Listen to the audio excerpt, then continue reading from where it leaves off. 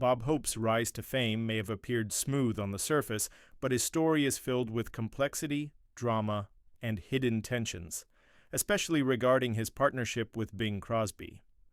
Though they starred together in the widely beloved Road to films and appeared to be Hollywood's ideal comedic duo, things were far from amicable behind the scenes.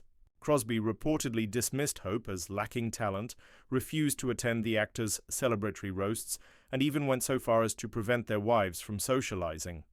Over time, their once thriving friendship deteriorated into animosity, driven by professional rivalry and personal grievances. Now, decades later, more is being revealed about the rift that separated two of comedy's biggest legends and the final betrayal that ended their alliance for good. Born Leslie Towns Hope on May 29, 1903, in Eltham, a suburb of London, Bob was the fifth of 7 children. His father, William, was a stonemason originally from Somerset, and his mother, Avis, came from Wales and had a background in light opera. The Hope family's financial struggles in England led William to pursue better prospects in the United States. He emigrated in 1907, settling in Cleveland, Ohio, where several of his brothers were already working in trades like plumbing and steam fitting. A year later, William sent for his wife and 6 sons. They traveled in third class aboard the SS Philadelphia, arriving at Ellis Island on March 30, 1908. Due to an error by immigration officials, Bob was incorrectly listed as a 2-year-old rather than 4, a discrepancy that lingered on his official documents for years. Life in Cleveland was challenging. The Hopes lived in modest conditions near an area called Doan's Corners and had to take in boarders to help pay the bills. Despite these hardships, Avis encouraged her children to pursue the arts, especially Bob. She taught him to sing and supported his flair for entertainment. Even as a boy, Bob enjoyed mimicking others, telling jokes, and dancing. At the age of 10, he entered and won a Charlie Chaplin impersonation contest at Luna Park in Cleveland. Although the thrill of performance stuck with him, he briefly turned his attention to boxing, competing under the pseudonym Packy East, a nod to famed boxer Packy McFarland. Hope participated in the 1919 Ohio Novice Championships, winning 3 bouts before falling short in the finals. Later in life, he joked that he spent more time on the boxing mat than Picasso did on canvas. To support his family, Bob took on various jobs. He sold newspapers, worked at soda fountains, hawked shoes, and even tried his hand at hustling pool. These jobs gave him exposure to a wide variety of people, helping him develop a keen sense of human behavior and humor. Unbeknownst to him, he was collecting the raw material that would fuel his comedic career.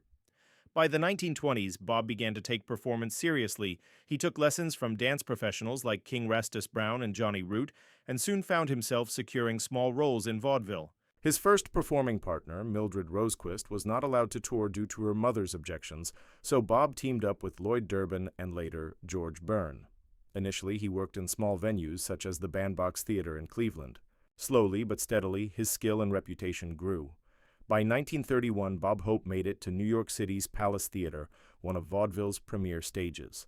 This period served as his comedic training ground. Unlike many of his contemporaries who relied on tightly scripted acts, Hope developed a more spontaneous style, frequently engaging with his audience and delivering improvised quips.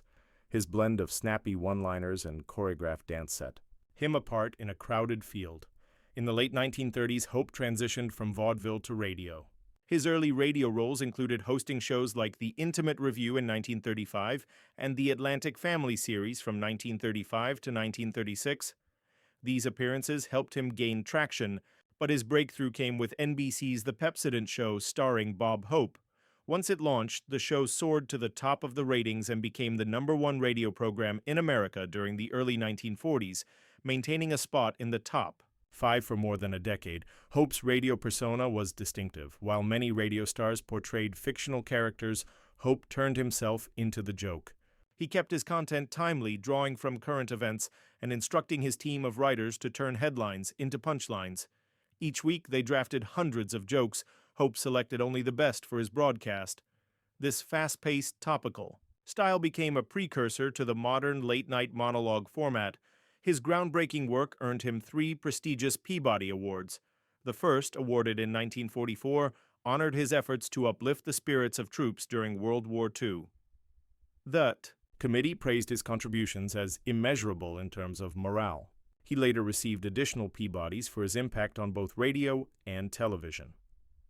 By the time he was inducted into the Radio Hall of Fame in 1990, Hope's influence on the landscape of American comedy was firmly cemented. Hope's transition into film wasn't instantly successful. His first movie appearance was in a 1934 short called Going Spanish, which he later mocked for its poor quality. But this self-deprecating humor became his signature, always delivered with impeccable comedic timing. His big cinematic break came with the big broadcast of 1938, where he performed the song Thanks for the Memory alongside Shirley Ross. The tune quickly gained popularity thanks to its poignant yet witty lyrics and catchy melody. It came to symbolize Hope's blend of charm, humor, and heartfelt sincerity.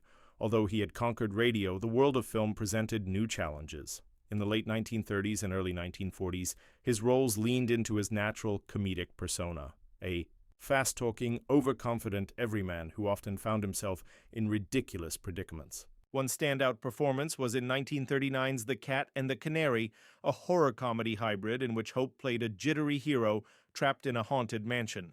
The combination of scares and laughs proved a winning formula. Then came The Breakthrough, film that would define an era, Road to Singapore, 1940. It was the first of the Road to films, an adventure comedy series co-starring Bing Crosby and Dorothy Lamour. These movies had it all: catchy tunes, exotic locales, and non-stop laughs. Crosby played the cool, charming lead, while Hope was the cowardly wisecracker. Lamour served as the love interest both men pursued. Their dynamic was electric. Much of the humor was improvised, and the duo often broke the fourth wall, playfully teasing each other and the audience. This spontaneity gave the series a fresh, engaging quality. The partnership lasted over 20 years, with Road to Morocco, 1942, considered a high point. Though the formula was familiar, audiences continued to respond to the pair's natural rapport and witty exchanges. Behind the scenes, however, Bob Hope's personal life was far more complicated than his clean public image suggested. Though married to Dolores Reed in 1934 and considered a model family man in the public eye, Hope led a double life marked by numerous extramarital affairs. One of his most talked-about relationships was with actress Barbara Payton in 1949. There, romance lasted about 6 months, during which he financially supported her by paying her rent and other expenses.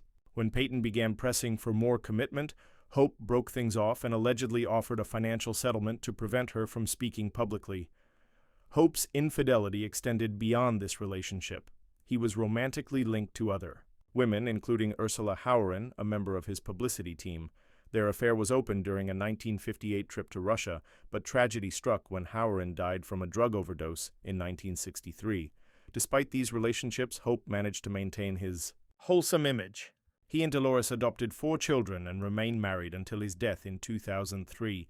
Nevertheless, his affairs were an open secret in Hollywood, revealing a stark contrast between his public persona and private conduct.